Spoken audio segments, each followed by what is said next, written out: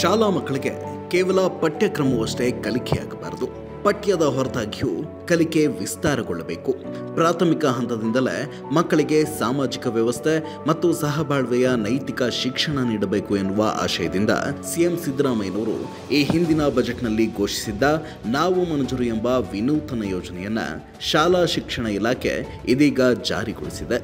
ಶಾಲೆಗಳನ್ನು ವಿಚಾರ ವಿಮರ್ಶೆಯ ಆರೋಗ್ಯಕರ ಸಂವಾದದ ತಾಣಗಳನ್ನಾಗಿಸಿ ವಿದ್ಯಾರ್ಥಿಗಳಲ್ಲಿ ಸಾಮಾಜಿಕ ಸಾಮರಸ್ಯ, ಭ್ರಾತೃತ್ವ ಮತ್ತು ಸೋದರತ್ವದ ಭಾವ ಹಾಗೂ ವೈಜ್ಞಾನಿಕ ಮನೋಭಾವವನ್ನು ಬೆಳೆಸುವುದು ಈ ಯೋಜನೆಯ ಮೂಲ ಉದ್ದೇಶ.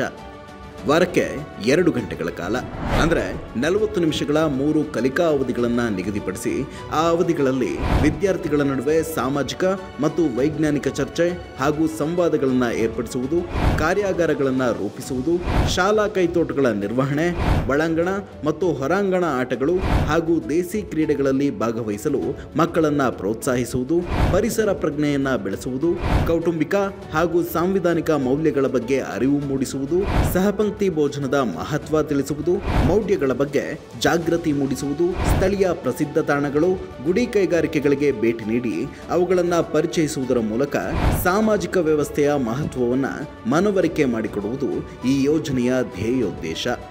ಸಮಾಜದಲ್ಲಿ ಸಹಬಾಳ್ವೆಯ ಭಾವನೆಗಳು ಕ್ಷೀಣಿಸುತ್ತಿರುವ, ಕೋಮು ಭಾವನೆಗಳು ಅತಿರೇಕಕ್ಕೇರುತ್ತಿರುವ ಈ ಹೊತ್ತಿನ ತುರ್ತನ್ನು ಅರಿತು ರಾಜ್ಯ ಸರ್ಕಾರ ಜಾರಿಗೆ ತಂದಿರುವ ಚಿಕಿತ್ಸಕ ಗುಣದ ನಾವು ಮನುಜರು ಯೋಜನೆ ಶಾಲಾ ಮಕ್ಕಳ ಸರ್ವತೋಮುಖ ಬೆಳವಣಿಗೆಯಲ್ಲಿ ಪ್ರಮುಖ ಪಾತ್ರ ವಹಿಸಲಿದೆ ಎಂಬುದಂತೂ ಸತ್ಯ.